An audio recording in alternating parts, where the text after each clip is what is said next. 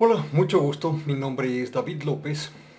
He decidido hacer este video sobre los ateos y el presunto existente que la iglesia llama Dios. Más que, más que un video sobre los ateos y el presunto existente que la iglesia llama Dios, este video es una observación de genociología al concepto que el diccionario proporciona o viene manejando hace muchos años acerca de los ateos. Veamos. Cuando digo X no existe, en X debemos en primer lugar mencionar un cuerpo o un objeto o una cosa o un existente, para que lo mío no sea una pseudoafirmación. Es lamentable que la RAE, pasando por alto principios epistemológicos tan elementales, defina ateo como persona que niega la existencia de Dios o dioses. Quizás ellos puedan señalar a qué nos estamos refiriendo con el término Dios. La negación del existente tiene sentido una vez que hemos especificado las coordenadas del espacio y del tiempo, donde nosotros aseveramos que algo no existe. Debemos comprender dos cosas. 1. El cuerpo es raíz o condición ontológica del mundo real. La conciencia como tal es raíz o condición ontológica de la realidad. El espíritu es condición ontológica de la vida y el subconsciente como cabecera del sistema nervioso vegetativo es condición ontológica del realismo que aporta el pensador al representar la realidad o simplemente al representar su propia experiencia. Y finalmente, la mente es raíz o condición ontológica de las ideas. 2. Si queremos indicar que algo existe o que algo no existe, necesitamos usar aseveraciones. Pero para afirmar o para negar que algo existe, necesitaríamos usar afirmaciones, lo cual nos indica que solo podemos negar o afirmar las cosas que podemos representar. Si ni siquiera podemos representar lo que estamos negando o lo que estamos afirmando, tampoco tiene sentido ni la negación ni la afirmación. Si nosotros aseveramos que algo existe y realmente no existe, entonces somos mentirosos, pues para aseverar que algo existe debemos especificar las coordenadas del espacio y del tiempo con referencia a las cuales el existente realmente existe.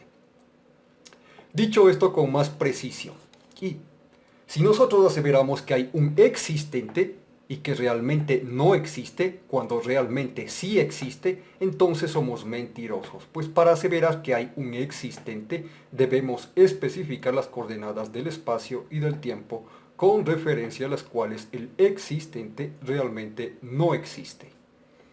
2. Si nosotros aseveramos que hay un existente y que realmente sí existe, cuando realmente no existe, entonces somos mentirosos. Pues para aseverar que hay un existente, debemos especificar las coordenadas del espacio y del tiempo con referencia a las cuales el existente realmente sí existe.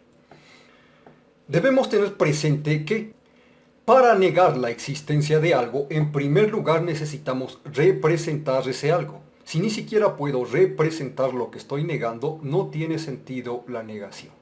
Ahora bien, la RAE pone que los ateos niegan la existencia de Dios. Entonces, para que el ateo pueda negar, primero debe representar lo que está negando. Por consiguiente, el concepto que la RAE proporciona de ateo es un concepto manipulador. Un principio lógico básico es que no tiene sentido negar que una idea no existe. Si negamos que una idea existe, por ley lógica entramos en una contradicción. Una idea, al negarse a sí misma o al afirmarse a sí misma, no hace más que probar su propia existencialidad. En segundo lugar, un principio ontológico básico es que para aseverar que hay un existente, necesitamos indicar las coordenadas del espacio y del tiempo, con referencia a las cuales el existente realmente existe. Pues si hay un existente y realmente existe, existe necesariamente en el espacio. Entonces, la RAE dice que un ateo es una persona que niega la existencia de Dios, y yo digo que un ateo es una persona que asevera que el presunto existente que las iglesias llaman Dios no es real. Nosotros los ateos no podemos negar la existencia de algo que ni siquiera podemos representar. En todos los casos en donde el hombre puede representar al presunto existente que la Iglesia llama a Dios, entonces el Dios que el hombre representa en su mente resulta ser en esos casos creación de una mente humana. Es decir, el presunto existente con voluntad propia que ellos pretenden es irreal. Por cierto, no faltan los teólogos que aseguran que el Dios que ellos pretenden no es un existente, pero si no es un existente, ya están admitiendo que no es real. Según dicen, el Dios que ellos pretenden es un espíritu, pero la existencia de espíritu sin cuerpo es una pretensión mentirosa. Simplemente no existen espíritus sin cuerpo. El espíritu como tal es condición ontológica de la vida, nada más. Y todos los espíritus tienen cuerpo. Si ellos quisieran decirnos que el Dios que ellos pretenden sí tiene cuerpo, entonces estarían pretendiendo legalizar el reinado de un presunto existente que en teoría existiría reinando desde el anonimato, desde las sombras. Si hay personas que preguntan de dónde salió entonces el cuerpo, la conciencia, el espíritu y la mente, pues la respuesta: estas raíces simplemente son condición ontológica eterna de la ontología. En cuanto son raíces de la ontología y de la existencia misma, nunca tuvieron principio y nunca tendrán fin, sino que son condición ontológica previa a la existencia de todo cuanto hay. Entonces, primera definición de ateo. Persona que sabe que el Dios que... Primera definición de ateo.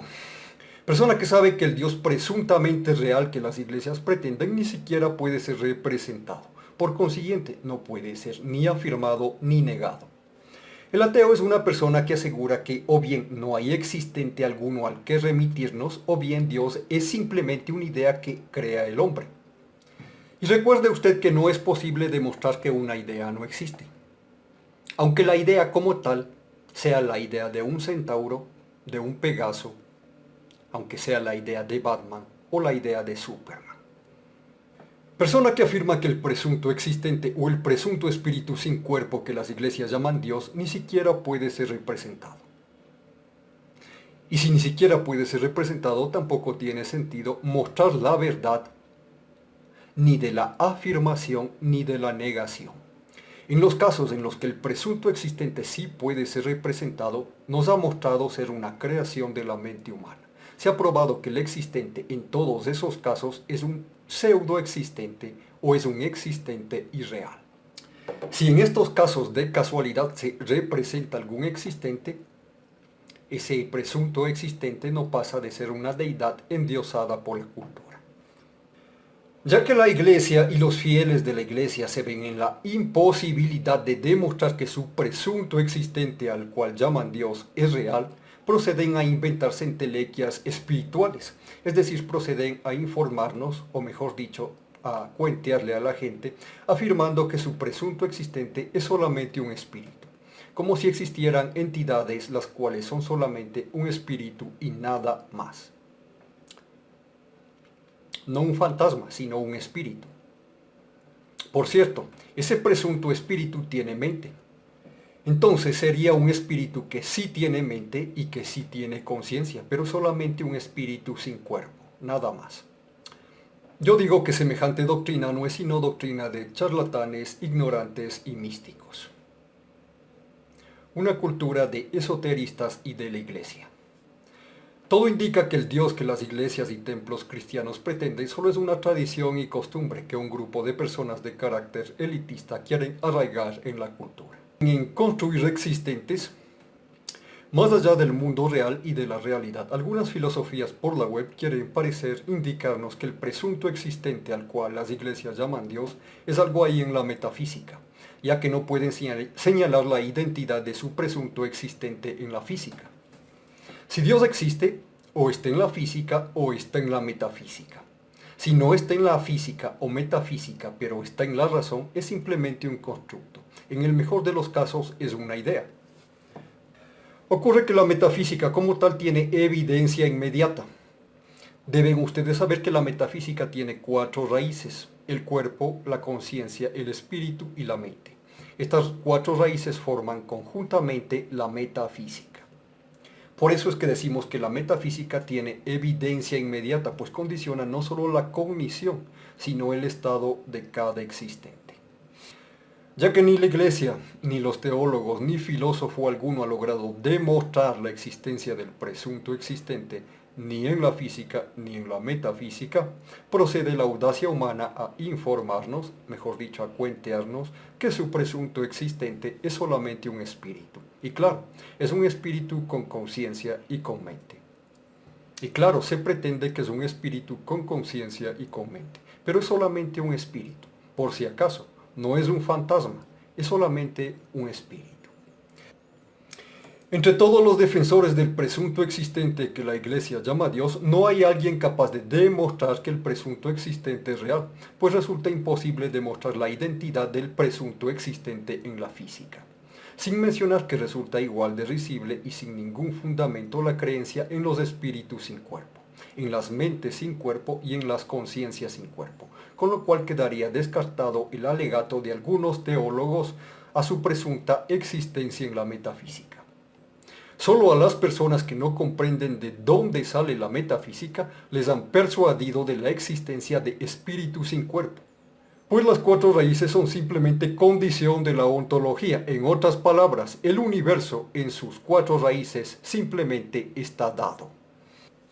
El sujeto como tal no es fenómeno de la materia. La raíz del sujeto es la conciencia, y la conciencia es simplemente condición previa de la ontología. Así como la raíz del objeto es el cuerpo, y el cuerpo es simplemente condición previa de la ontología. A propósito, no es cierto que la materia, los cuerpos, el espacio y el tiempo surgieran según pretenden ciertas ideologías en la web que defienden la teoría del Big Bang de una gran explosión. El cuerpo simplemente es condición ontológica del mundo real, desde siempre y hasta siempre, por todos los eones, y la conciencia es condición ontológica de la realidad. Esta es la raíz del sujeto. Así fue desde siempre y así será hasta siempre, por todos los eones de los eones de los eones. Un poco de información adicional sobre el problema lógico y ontológico de negar la existencia del presunto existente que las iglesias llaman Dios. Sobre el problema lógico. El problema lógico de negar la existencia del presunto existente o del presunto espíritu sin cuerpo que la iglesia llama Dios es que para hablar sobre él y negar su pretendida existencia necesitamos admitir que existe al menos como idea. Y aquí es donde surge el problema lógico, pues no tiene sentido negar que una idea no existe, aunque la idea en cuestión sea la idea de un unicornio, de un minotauro, de un pegaso, de un león con alas y un cuerno en la frente, o simplemente la idea disparatada y ontológicamente imposible sobre la existencia de espíritus sin cuerpo. Entonces, es cierto que no tiene sentido negar que una idea no existe, pero ¿qué estamos representando en la idea? ¿Acaso estamos representando un existente?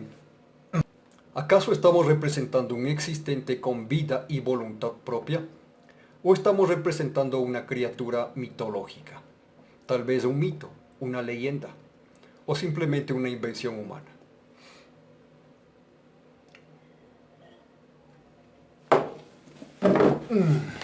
Es evidente que tratar de negar Es evidente que tratar de negar que una idea no existe va contra las leyes lógicas del pensamiento. Entonces se plantea la pregunta. Es evidente que tratar de negar que una idea no existe va contra las leyes lógicas del pensamiento. Entonces se plantea la pregunta. ¿Acaso por ese hecho es absurdo afirmar que el presunto existente que las iglesias llaman Dios no existe? Mejor dicho, que realmente no existe. En segundo lugar, el problema ontológico de negar que Dios existe. El problema ontológico de negar la existencia del presunto existente que la Iglesia llama Dios es que para negar la existencia de una cosa o de un existente cualquiera debe ocurrir dos cosas. 1. En primer lugar, para negar la existencia de un existente, yo en primer lugar debo representar en mi pensamiento lo que estoy negando, y este es el problema lógico. Y 2.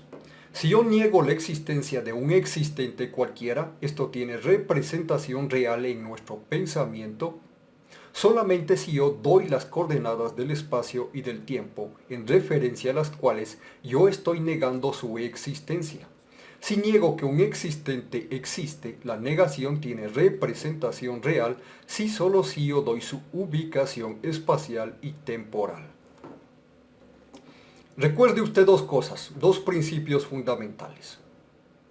La primera es que nuestra metafísica tiene 4 raíces y el cuerpo como tal es condición ontológica del mundo real.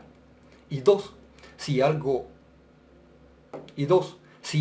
o alguien realmente existe, existe en el espacio. En este preciso punto, los teólogos suelen argumentar que el presunto existente cuya existencia ellos defienden es omnipresente. Pero que nosotros sepamos, omnipresente es únicamente el espacio. Solamente el espacio es omnipresente.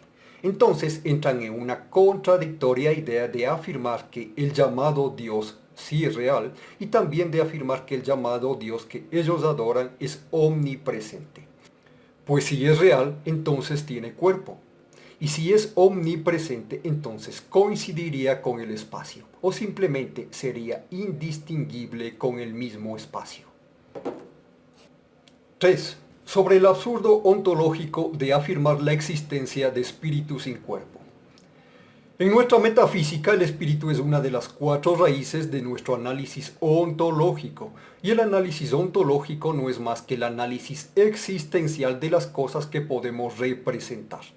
Lo que puede ser representado en nuestro pensamiento pertenece o bien al mundo real, o bien a la realidad, o bien al realismo que aporta el pensador al representar su propia experiencia, o bien pertenece a las ideas.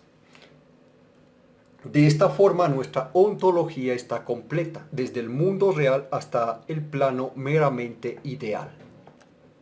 El espíritu como tal es condición ontológica de la vida, pues la cosa en sí, cuando la raíz es el espíritu, se llama vida.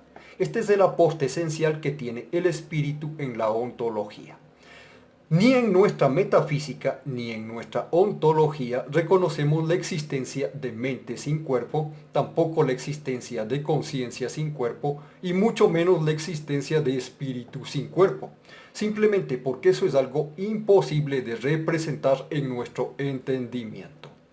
En plena concordancia a esto, el hombre jamás en toda la historia ha logrado aportar evidencia que demuestre la existencia de espíritus sin cuerpo.